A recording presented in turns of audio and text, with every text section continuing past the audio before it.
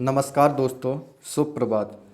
आप जुड़े हैं नीरज वर्मा के साथ टुडे करंट अफेयर्स की क्लास में। मैं आपके लिए 12 अक्टूबर 2021 की करंट अफेयर्स के मोस्ट इम्पोर्टेंट प्रश्न लेकर आया हूं। अगर आप किसी भी एग्ज़ाम की तैयारी कर रहे हैं तो यह वीडियो आपके लिए काफ़ी यूज़फुल रहने वाली है। साथ ही साथ हम इन सभी प्रश्नों का अंत में एक बार रिवीजन करेंगे, इसलिए वीडियो लास्ट तक देखना ज़रूरी है। और आप सभी कैसे हैं? आशा करता हूँ आप सभी अच्छे ही होंगे। तो चलिए चलते हैं आज के प्रश्नों की ओर। आज के जो हमारे प्रश्न हैं काफ़ी इम्पोर्टेंट हैं। साथ ही साथ जो हाल ही में एग्ज़ाम चल रहे हैं एसएससी एमटीएस के, उसमें भी कई प्रश्न आने की संभावना रहती है और पिछली वीडियो से प्रश्न आ भी रहे हैं। इसलिए रेगुलर करंट अफेयर्स की क्लास पर अत्यधिक ध्यान दें। जहाँ से भी पढ़ें रेगुलर करंट अफेयर्स की क्लास ज़रूर लें, क्योंकि एक साथ पढ़ने से कुछ नहीं होता है, ना तो याद रहता है ना ही कुछ होता है। इसलिए रेगुलर पढ़ें, जिससे आपको कोई प्रॉब्लम क्रिएट नहीं होगी। चलिए चलते हैं। तो आज का जो हमारा पहला प्रश्न है, तुर्की ग्रैंड प्रिक्स 2021 का खिताब किसने जीता है? काफ़ी महत्वपूर्ण प्रश्न है ये। तुर्की ग्रैंड प्रिक्स 2021 का खिताब किसने जीता है? तो इसका सही उत्तर क्या है? ऑप्शन ए इसका सही उत्तर है वाल्टेरी बोटास। जो वाल्टेरी बोटास हैं उन्होंने तुर्की ग्रैंड प्रिक्स 2021 का खिताब जीता है। महत्वपूर्ण प्रश्न है, इसलिए प्रश्न पर अत्यधिक ध्यान दें। किसी भी एग्जाम में कभी भी आ सकता है। इम्पोर्टेंट पॉइंट्स देखते हैं। ग्रैंड प्रिक्स एक तरह की F1 फॉर्मूला कार रेस है। क्या है? कार रेसिंग जो होती है वह ग्रैंड प्रिक्स की तरफ से F1 फार्मूला है।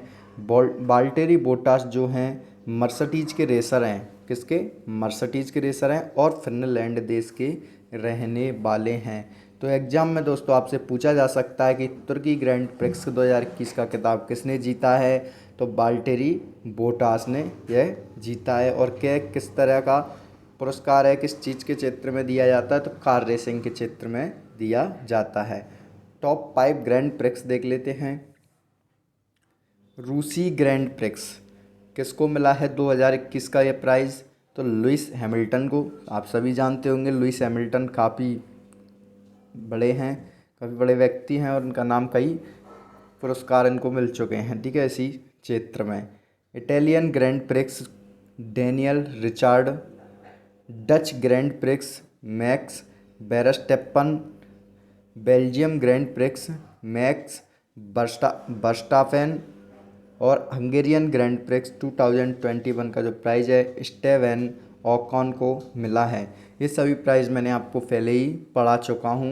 इनका एक बार आपको रिवीजन भी हो गया है, तो आप अच्छे से एक बार और पढ़ लें तो आप भूलेंगे नहीं इन सभी चीज़ों को, ठीक है।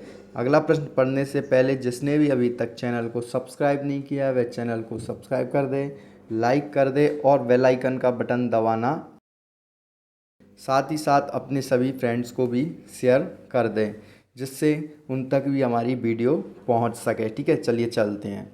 सेकंड प्रश्न है, किस भारतीय कंपनी ने चीन की सरकारी स्वामित्व वाली सौर ऊर्जा कंपनी REC सोलर होल्डिंग्स की 100% हिस्सेदारी खरीदी है?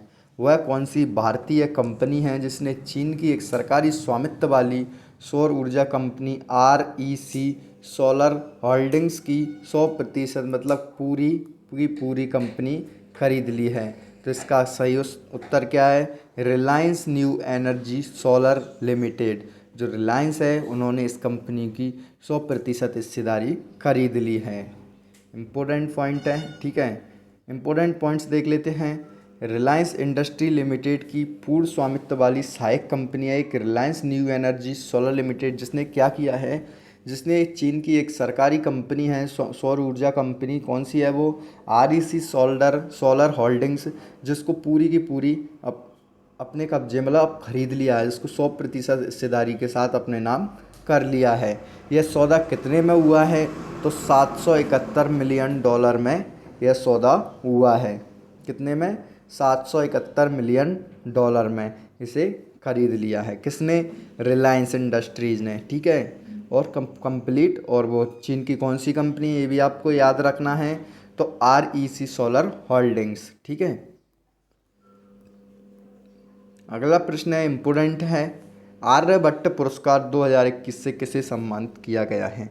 जो पुरस्कार होते हैं उनमें से प्रश्न पूछे ही जाते हैं, जैसे कि हाल ही में नोबेल पुरस्कार मिले हैं सभी, तो नोबेल पुरस्कार तो आपको पूरे के पूरे ही याद करना है कि फिजिक्स में किसको दिया, केमिस्ट्री में, बायो में, चिकित्सा, मतलब जहाँ जहाँ भी मिलते हैं, जिस जिस क्षेत्र में, शांति के क्षेत्र में, सब में आपको सभी के सभी अवार्ड नोबेल से रिलेटेड जो भी व्यक्ति हैं उनको सभी को याद करना ही है, प्रेजेंट के और पिछले और लगभग फर्स्ट, ये इम्पोर्टेंट रहते हैं और आते ही हैं। चलो चलते, ठीक है। आर्यभट्ट पुरस्कार 2021 से कैसे सम्मानित किया गया है, तो जी सतीश रेड्डी को, किसे, जी सतीश रेड्डी जो हैं उन्हें आर्यभट्ट पुरस्कार 2021 से सम्मानित किया गया है। इम्पोर्टेंट पॉइंट्स देखते हैं, रक्षा अनुसंधान एवं विकास विभाग के सचिव और रक्षा अनुसंधान एवं विकास संगठन के अध्यक्ष जो जी सतीश रेड्डी हैं उनको यह पुरस्कार मिला है। एस्ट्रोनॉटिकल सोसाइटी ऑफ इंडिया द्वारा यह दिया जाता है। ठीक है, जो भारत में क्या करता है, तो भारत में एस्ट्रोनॉटिक्स को बढ़ावा देने में इनका काफ़ी योगदान होने के कारण इनको यह पुरस्कार दिया गया है। ठीक है, अगला पॉइंट देखते हैं कि जो सतीश रेड्डी हैं उन्होंने उन्नत वैमानिक नेविगेशन और मिसाइल प्रौद्योगिकियों के अनुसंधान एवं विकास के क्षेत्र में उन्होंने काफ़ी अपना योगदान दिया है, इस कारण उनको यह पुरस्कार दिया जा रहा है। उन्होंने क्या किया है, देश को महत्वपूर्ण रक्षा प्रौद्योगिकियों में आत्मनिर्भर बनने में मदद की है। मतलब ये खुद की जो भी प्रणालियाँ हैं खुद से विकसित की हैं इन्होंने, कई प्रणालियाँ, और देश को आत्मनिर्भर बनाने में योगदान दिया है। ठीक है, टॉप 5 पुरस्कार देख लेते हैं। राजस्थानी भाषा में साहित्य अकादमी पुरस्कार 2020 में किसको दिया गया है, बमर सिंह सामोर जो हैं उनको राजस्थानी भाषा में साहित्य अकादमी पुरस्कार प्रदान किया है। ठीक है, अगला है हमारा टाइम्स एक्सीलेंस अवार्ड 2021 किसको दिया है, तो सवर्णा रॉय को, सवर्णा रॉय जो हैं उनको टाइम्स एक्सीलेंस अवार्ड दिया है। फ्लोरेंस नाइटिंगेल अवार्ड 2021 किसे दिया है, महत्वपूर्ण अवार्ड है ये, तो भानुमति गीवला को यह अवार्ड दिया गया है। अगला है ईदान पुरस्कार जो है वो किसको दिया गया है 2021 में, तो डॉक्टर रुक्मणी बनर्जी को, किसको, डॉक्टर रुक्मणी बनर्जी को यह पुरस्कार दिया है। अगला है अंतर्राष्ट्रीय सम्मान राइट लाइवलीहुड अवार्ड, ये भी महत्वपूर्ण है, तो ये किसको दिया गया है 2021 में, लाइफ को दिया गया है, लाइफ को यह अवार्ड दिया गया है। ठीक है, हम अपना अगला प्रश्न पढ़ते हैं। तो अगला प्रश्न क्या है हमारा, अंतर्राष्ट्रीय बालिका दिवस 2021 कब मनाया गया है। महत्वपूर्ण प्रश्न है, अंतर्राष्ट्रीय बालिका दिवस international day of the girl child 2021 कब सेलिब्रेट किया गया है। ठीक है, तो इसका सही उत्तर है 11 अक्टूबर को, 11 अक्टूबर को अंतर्राष्ट्रीय बालिका दिवस मनाया है। इम्पोर्टेंट पॉइंट, हर साल यह 11 अक्टूबर को मनाया जाता है और 2021 में ये नवा है, कौन सा है, नवा। पहली बार कब मनाया गया, तो पहली बार 2012 में मनाया गया था। इस दिवस को मनाने का उद्देश्य क्या है, तो जो बालिकाएं हैं उनके अधिकारों का संरक्षण करना और उनके समक्ष जितनी भी चुनौती और कठिनाइयाँ आती हैं उनको पहचान करना, और जो समाज है हमारा उसमें बालिकाओं के प्रति जागरूकता बढ़ाना और उनको समान अधिकार दिलाना इसका महत्वपूर्ण उद्देश्य है। ये कौन सा संस्करण था, तो मैंने आपको बताया नवा संस्करण है। इसकी थीम क्या रही 2021 की, तो डिजिटल जनरेशन आवर जनरेशन। ठीक है, क्या है, डिजिटल जनरेशन आवर जनरेशन। राष्ट्रीय बालिका दिवस कब मनाया जाता है, तो 24 जनवरी को। यह कौन सा है, तो यह अंतर्राष्ट्रीय बालिका दिवस। दोनों दिवस आपको मैंने बता दिया है कि राष्ट्रीय और अंतर्राष्ट्रीय कब मनाया जाता है। अंतर्राष्ट्रीय मनाया जाता है 11 अक्टूबर को और राष्ट्रीय 24 जनवरी को मनाया जाता है। इम्पोर्टेंट है आपके लिए। अगला प्रश्न है हमारा, केंद्रीय नागरिक उड्डयन मंत्री कौन है हमारे, ज्योतिरादित्य एम सिंधिया। ज्योतिरादित्य सिंधिया जी जो हैं भारत के केंद्रीय नागरिक उड्डयन मंत्री हैं, इनको हाल ही में बनाया गया था।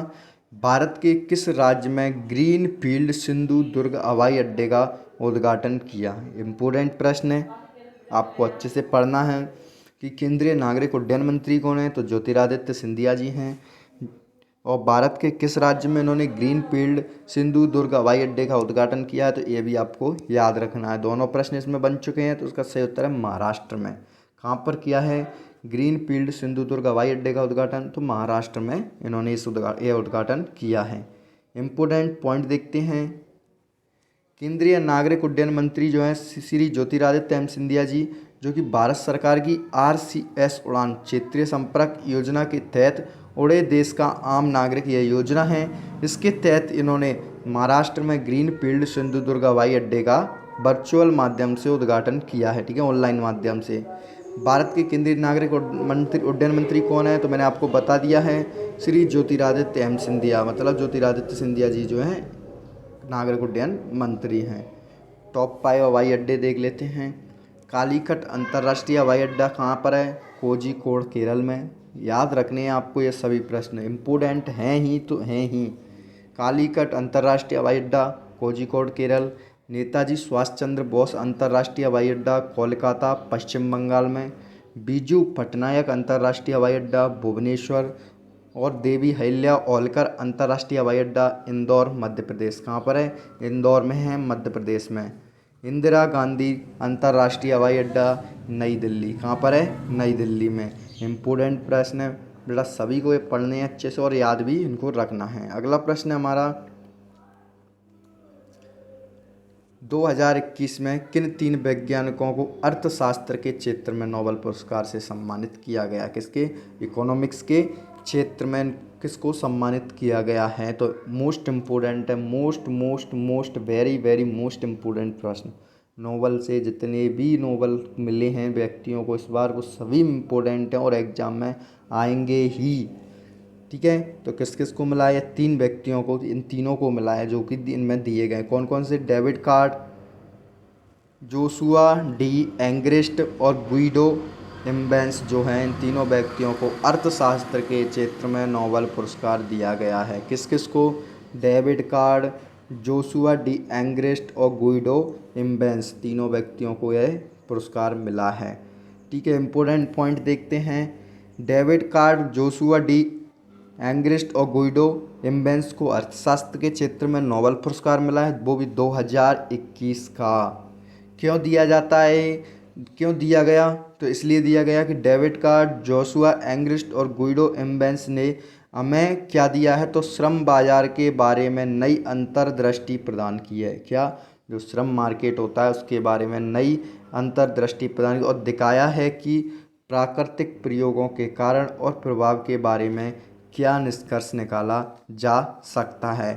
ये सभी किस किस देश से हैं? तो यह भी देख लेते हैं। डेविड कार्ड अमेरिका से, जोशुआ डी एंग्रेस्ट भी अमेरिका से और गुइडो इम्बेंस भी अमेरिका से। तो ये आपको प्लस पॉइंट है कि आपको ये भूलेंगे नहीं आप लोग कि जो कि इकोनॉमिक्स के क्षेत्र में दिया वो तीनों ही अमेरिका से हैं, तो आपको अलग अलग पढ़ने की ज़रूरत नहीं पड़ेगी ये कहाँ से हैं। तो डायरेक्ट आप याद रख सकते हो कि इकोनॉमिक्स वाले तीनों के तीनों व्यक्ति जितने मिले हैं वो अमेरिका से हैं, और आप इनको मिक्सिंग करके या कैसे ही इनका नाम याद करके इसको आप याद कर सकते हैं, ठीक है।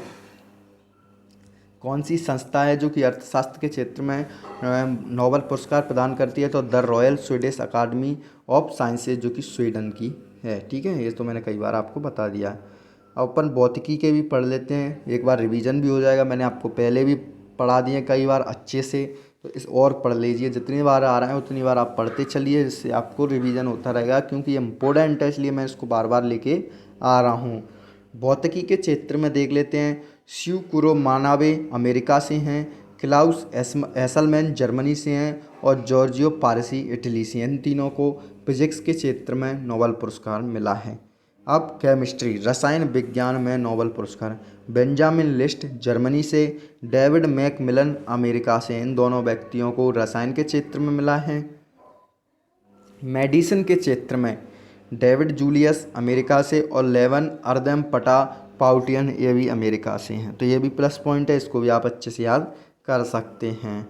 साहित्य के क्षेत्र में देख लेते हैं। तो साहित्य के क्षेत्र में एक व्यक्ति को मिला है ओनली, अब्दुल रज़ाक गुरनाह, जो तंजानिया के हैं, तो आप इसे भी याद कर सकते हैं। शांति के क्षेत्र में मारिया रेसा फिलीपींस और दमित्री मुराटोव रूस से हैं, इनको शांति के क्षेत्र में यह पुरस्कार दिया गया है। अगला प्रश्न हमारा इम्पोर्टेंट है, क्रिप्टो मंच कोइन स्विच कुबेर के नए ब्रांड एम्बेसडर कौन बने हैं? किसके? क्रिप्टो मंच जो कोइन स्विच कुबेर है उसके नए ब्रांड एम्बेसडर कौन बने हैं? तो रणवीर सिंह। कौन बने हैं? रणवीर सिंह इसके ब्रांड एम्बेसडर बने हैं। इम्पोर्टेंट पॉइंट, रणवीर सिंह कौन है? तो ये भारतीय अभिनेता हैं। टॉप 5 ब्रांड एम्बेसडर देख लेते हैं। राजस्थान सरकार की बेटी बचाओ बेटी पढ़ाओ योजना के ब्रांड एम्बेसडर कौन बने हैं? अवनी लेकरा। इम्पोर्टेंट है और पूछा भी जा चुका है एग्जाम्स में। किचनवेयर ब्रांड वंडर शेफ की नई ब्रांड एम्बेसडर कौन बनी है? कृति सेनन। कौन? Kriti Sanon. Watch company fossil की नई ब्रांड एम्बेसडर कौन बनी है? तो कृति सेनन। भारत के लिए नेशनल बास्केटबॉल एसोसिएशन के नए ब्रांड एम्बेसडर कौन बने हैं? Ranveer Singh. Crypto exchange coin DCX के नए ब्रांड एम्बेसडर कौन बने हैं? अमिताभ बच्चन। ये प्रेजेंट के हैं जो कि हाल ही में कुछ टाइम में बने हैं, इसलिए आपको ये याद करने ही हैं। अगला प्रश्न है, पोर्ट से संबंधित जानकारी में पारदर्शिता और आसान पहुंच को बढ़ावा देने के लिए कौन सी ऐप है? ये माई पोर्ट ऐप नामक का मोबाइल एप्लीकेशन किसने लॉन्च किया है? तो सर्बानंद सोनोवाल ने ये ऐप लॉन्च किया। कौन सा? माई पोर्ट ऐप।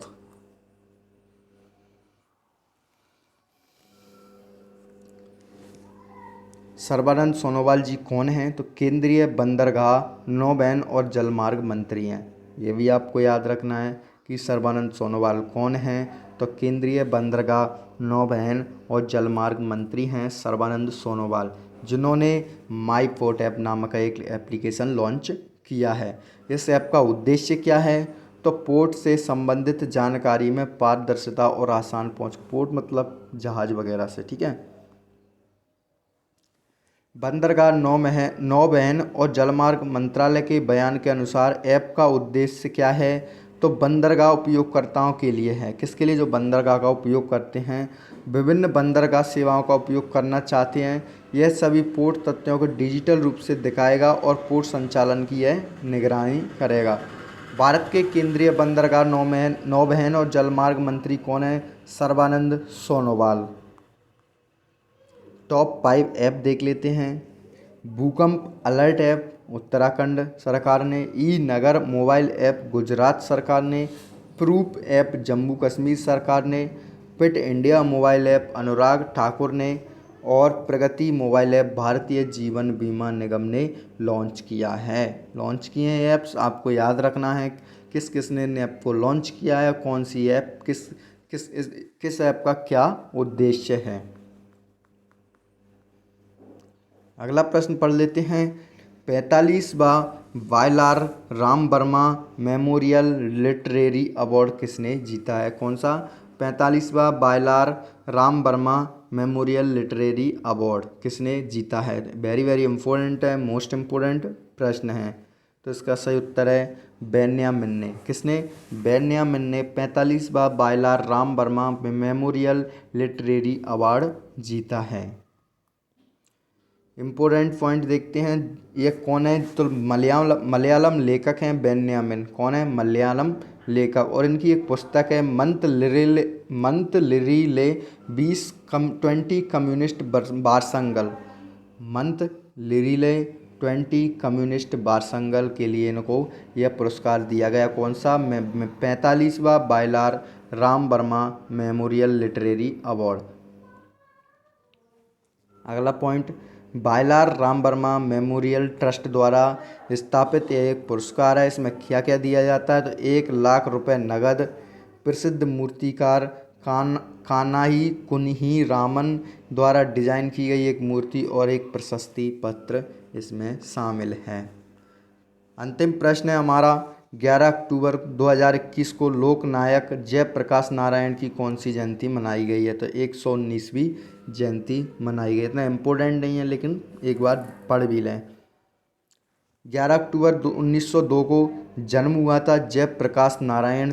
यह एक भारतीय स्वतंत्रता सेनानी और राजनेता थे। यह समाज सेवक थे जिन्होंने लोकनायक के नाम से भी जाना जाता है। इनको किस नाम से भी जाना जाता है? लोकनायक के नाम से, यह याद रखना है आपको। 1999 में मरणोपरांत मतलब मरने के बाद इनको भारत रत्न से सम्मानित किया गया था। इसके अतिरिक्त उन्हें समाज सेवा के लिए 1965 में मैग्सेसे पुरस्कार भी प्रदान किया गया। पटना के हवाई अड्डे का नाम इनके नाम पर रखा गया है। दिल्ली सरकार का सबसे बड़ा अस्पताल लोकनायक जयप्रकाश अस्पताल भी उनके नाम पर है। सिंहासन खाली करो जनता आती है, इनका यह प्रसिद्ध नारा है। आपको इनका नारा याद रखना है कि सिंहासन खाली करो जनता आती है। जन्म 11 अक्टूबर 1902 को बिहार में हुआ और मृत्यु 8 अक्टूबर 1979 को पटना बिहार में इनकी मृत्यु हुई। आज की हमारी करंट अफेयर्स के जितने भी प्रश्न थे सभी हमने अच्छे से कवर कर लिए हैं, अच्छे से पढ़ लिए हैं, समझ भी लिया है। कौन सा प्रश्न कितना इम्पोर्टेंट है ये भी मैंने आपको अच्छे से बता दिया है। ठीक है, अब हम इन सभी प्रश्नों का रिवीजन कर लेते हैं। तुर्की ग्रैंड प्रिक्स 2021 का खिताब किसने जीता है? इम्पोर्टेंट है, मोस्ट इम्पोर्टेंट है, तो वाल्टेरी बोटास ने।